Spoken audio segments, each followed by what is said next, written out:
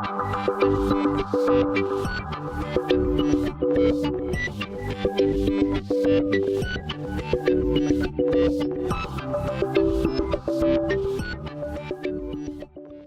morning, Mr. Daraco. Welcome to Amsterdam.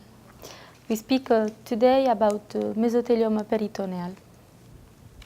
Alors, 3 questions for you. The first, is there a place for the perioperative chemotherapy in the treatment of peritoneal mesothelioma? What is the best strategy today? Actually, the standard treatment for peritoneal mesothelioma is the association of cytoreductive surgery and hyperthermic intraperitoneal chemotherapy. Cytoreductive surgery means that you take out all the disease from the patient, and at the end of the surgery you have not residual disease. This concept is quite different from the concept of the bulking that has been used for longer in patients with peritoneal mesothelioma, because the bulking means to keep the disease inside the abdomen.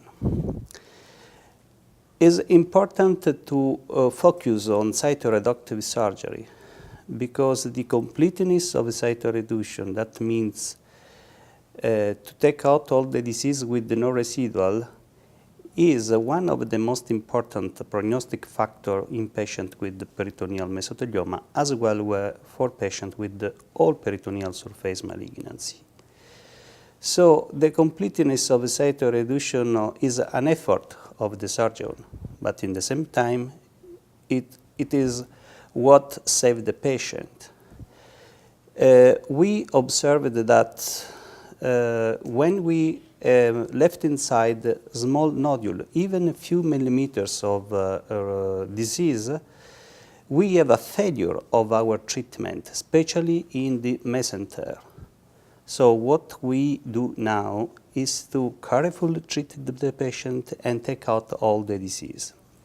Another aspect that is important for peritoneal mesothelioma that we stressed is the concept of complete parietal peritonectomy versus selected parietal peritonectomy. What means? Most of the surgeons, when approach a peritoneal surface malignancy, they take out what is affected by the disease. Now, peritoneal mesothelioma is a primary tumor. Frequently is spread all around, and frequently the spread is not visible by the surgeon. Now, if you keep inside a part of the peritoneum that looks healthy, but practically is not, the risk of recurrence is very high. So what we suggest is to take out all the parietal peritoneum. This is considered the complete parietal peritonectomy. And this results in an increase of survival in our series of patients. Now, if you complete the cytoreduction and take out also the peritoneum that looks healthy, but the pathologist in half of those patients will find the disease, and you treat with the hyperthermic intraperitoneal chemotherapy, you have a 50% possibility to have survival at 5 years. And median survival overcome 40 months. This is quite different from the so-called standard treatment or traditional treatment of peritoneal mesothelioma that was systemic chemotherapy and palliative surgery in the past. Thank you. Can we improve the prognosis by neoadjuvant chemotherapy? The use of systemic chemotherapy in peritoneal mesothelioma is controversial, actually. We observed in our patient that there is no difference when we treat the patient as an neoadjuvant, when we treated the patient as adjuvant treatment, and when we did not use systemic chemotherapy.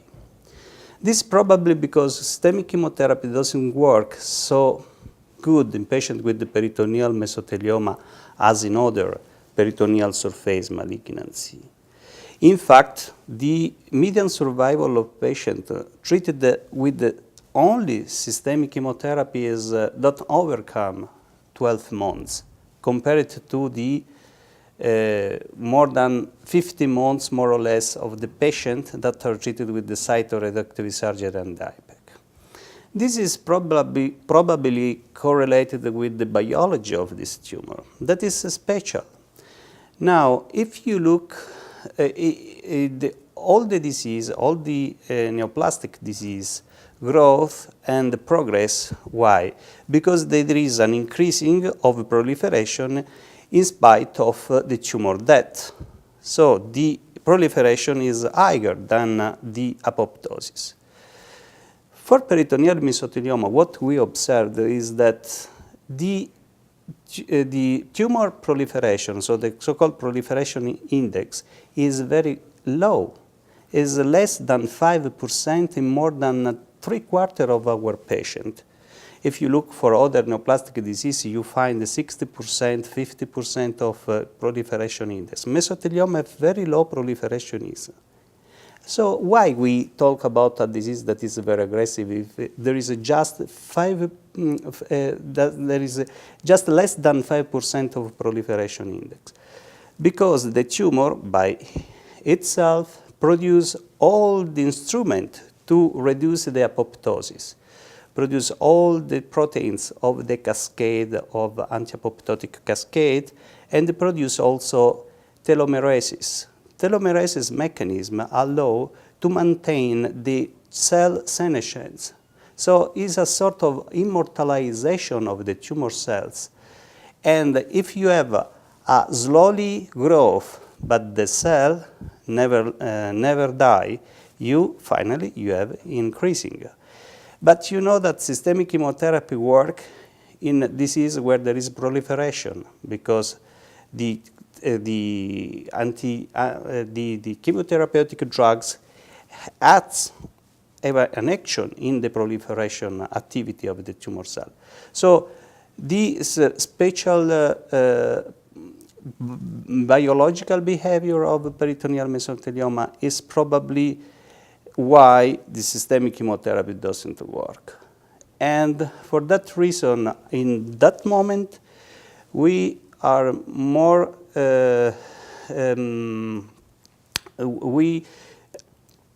confident with the cytoreductive surgery and IPEC instead of the systemic chemotherapy as neoadjuvant followed by surgery. If possible, if the patient is in good condition, systemic chemotherapy can be done to the patient at the end when he will be recovered from the surgical procedure as adjuvant treatment. Thank you. For extended mesothelioma, when a surgery is not possible, we have an alternative to surgery? So first, when surgery is not possible for patients with peritoneal mesothelioma, normally when the patient is not fit, patient aged, and when the disease is located in some area of the peritoneum that cannot be treated by surgery. Actually, we introduced another limitation to surgery that we found very important. We before talk about 3/4 of patients that have a MIB1, that is the proliferation index we used, less than 5%. This is a good subset of patients to go to treatment with surgery and IPEC. But we have 20-25% of patients that have an increased proliferation index. Now we are thinking about this subset of patients because up to 10% of proliferation, patient looks good for surgery, but after that, the risk of tumor recurrence after cytoreductive surgery and IPEC is very high. So in that subset of patients, we prefer to understand what happened in their natural history if treated with the systemic chemotherapy alone. If they show response to systemic chemotherapy, this subset of patients can respond to systemic chemotherapy because the proliferation index is high, and we already said that drugs have an action in tumor cells that have an high proliferation index. Maybe this subset of patients can go to cyto and IPEC. While if the surgery is impossible because of patient condition or because of the local disease extension, even after systemic chemotherapy, only palliative treatment can be possible in this subset of patients, and normally the prognosis is very bad, with very few months of median survival. Yes, yes. Thank you so much for your disponibility. Thank you to you for your question.